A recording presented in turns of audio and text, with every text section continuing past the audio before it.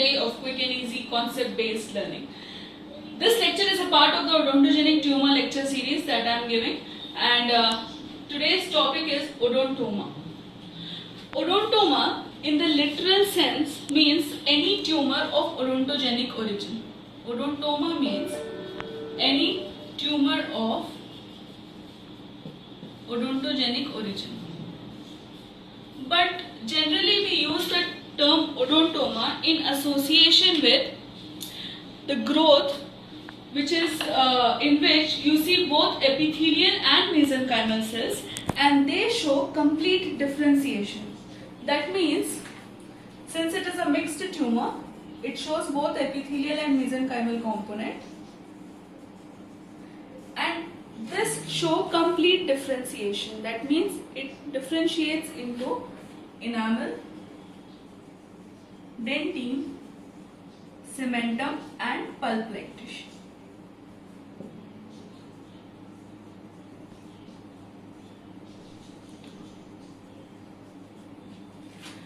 So, since it shows more than one type of tissue, these are also called as composite odontomes. Composite odontomes, they are called because they show more than one type of tissue. Now these composite odontomes can be divided into two types. That is, one is compound composite odontomes and the other is complex odontomes. This this classification is very arbitrary, and it depends on the presence of tooth-like structures. Like for example, in compound odontomes, the tooth-like structure, that is the enamel, dentine, cementum and pulp, are present in a organized manner. That is how you see in a tooth. So the structures are present in an organized tooth-like manner. That is, enamel is followed by dentine, followed by pulp, and cementum is present around. Whereas in the complex type, you see similar tissues, that is enamel, dentine, cementum and pulp, but they are arranged in a haphazard manner. Haphazardly arranged. This classification was given by WHO in 1992. Okay, and the compound composite odontomes are generally found to be more common as compared to the complex composite odontomes. Coming to the etiology. Okay, before that, there is one more point regarding compound odontome. Philipson et al. They have thought that the compound odontome arises from hyperactive dental follicle. Hyperactive dental follicle. This point is important to remember because this assumption is supported by the fact that maximum maxillary supernumerary teeth are seen in the anterior region, and at the same time compound odontomes also occur predominantly in the maxillary anterior region. So that is why this theory is accepted to some extent. So hyperactive dental follicle, and the fact that supports is, I will give you the figure, it is 56%. 56% of the supernumerary teeth in the maxilla, they occur in the anterior region.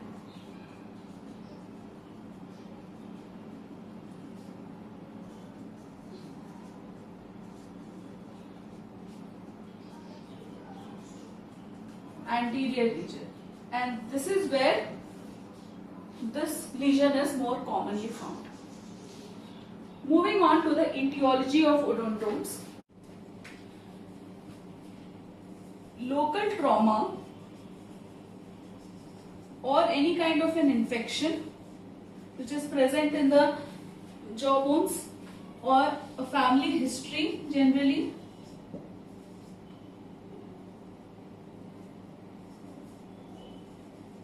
or genetic mutations. These may be a trigger factor for the formation of odontomas. Next, moving on to the clinical picture.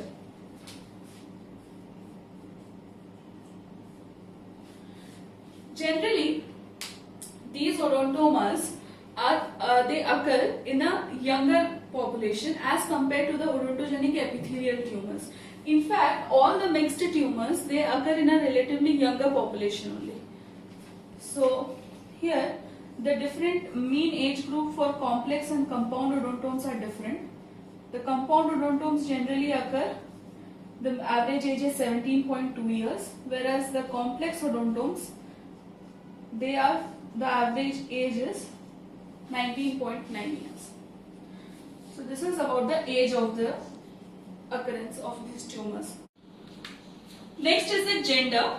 Males are slightly more commonly affected as compared to females in both the types of odontomas.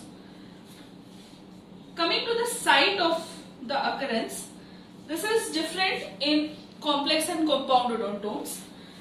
The complex odontomes, they occur in the posterior mandible, similar to what we saw in ameloblastec fibroma, fibrodentinoma and fibrodontoma. Whereas the compound odontomes are more commonly found in the anterior maxilla.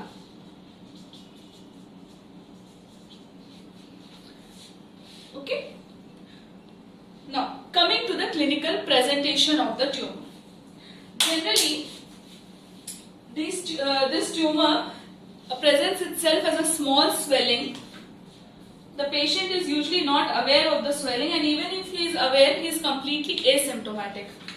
So you see generally a small swelling and the patient is completely asymptomatic.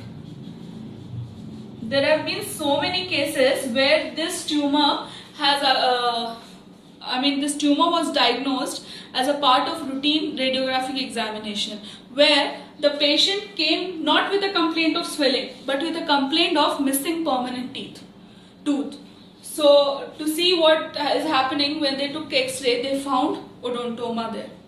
So this point is very important, because in your dental practice also, whenever you see a case, it is very important for you to know about odontoma, how it appears clinically, radiographically, histopathologically, because you can just find in an X-ray on a routine radiograph. Okay, so a dentist should know how the odontoma looks.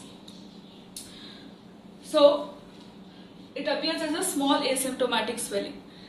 Next, nothing much clinically that you can do about it. You have to take a X-ray.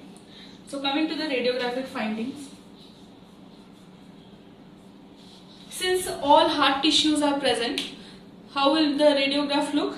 It will appear as a radio opaque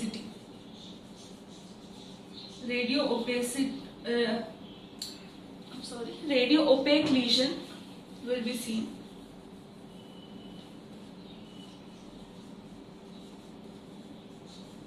And this lesion is generally has a radiolucent border. Okay, so till now whatever we have seen, they had a radiolucency with a radio opaque border, but this is different. It is a completely radio opaque lesion with a radiolucent border, right? And generally it appears between two roots like this. Commonly it manifests like this on a radiogram, in between two roots. So this is the radiographic appearance of a odontoma. Moving on to the histopathology. Okay, one more thing. Just like other mixed odontogenic tumors, that is ameloblastec fibroma, dentinoma and odontoma, this tumor also is associated with unerupted tooth frequently. So it is associated with unerupted tooth. That is the reason I am saying that the patient might come with a complaint of missing teeth. So moving on to the histopathology. Histopathology correlates with your radiographic findings. So the radio opacity that you see in the X-ray is nothing but the hard tissues that you see histopathologically. So histological sections will show enamel, matrix, dentine, cementum and pulp-like tissue.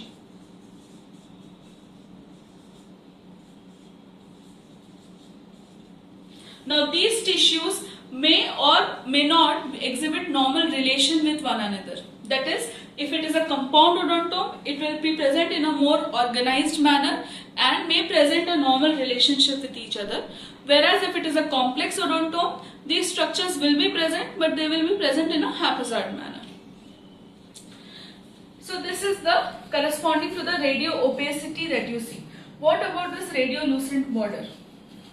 This is nothing but at the periphery of the tissue you will see connective tissue capsule. Okay, so that is your radiolucency that you see in the radiograph. Then just like ameloblastic fibro-odontoma, host cells are also prominently present in odontomas, be it any type of odontoma. Ghost cells are also present. Now, what are ghost cells? These are nothing but swollen, pale eosinophilic cells, okay, and they are called as ghost cells because of the shadowy appearance that they show in H&E section.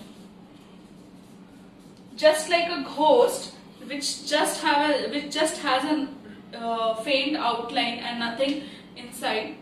You see that WhatsApp emoji of a ghost, just like that. So similarly here also the ghost cell will have just a cellular outline which is conserved, but the nuclear and cytoplasmic details are lost.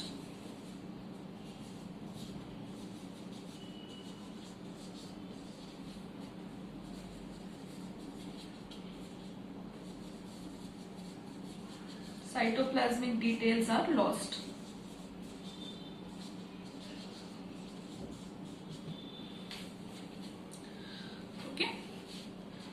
You will find a ghost cell, a picture of a ghost cell, how it looks under the microscope at the end of the lecture. Please see that.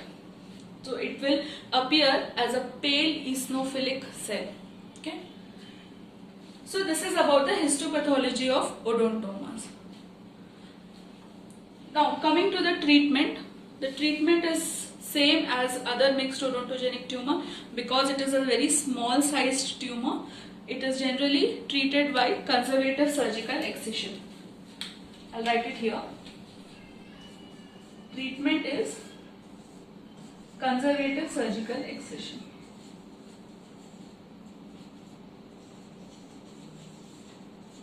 Recurrences are rare, mostly not seen. Okay. So this completes the odontomas, both complex and compound odontomes. Okay. So I think I have covered about mixed odontogenic tumor. In my previous lecture I had covered about the ameloblastic fibroma, fibrodentinoma and fibrodontoma in a comparative way, and in this lecture I have exclusively covered odontomas. Okay. If you have any doubts or any suggestions, please leave it in the comment box, and don't forget to see the salient features or key takeaways that I have put at the end of the lecture. Okay. So thank you and keep watching my videos.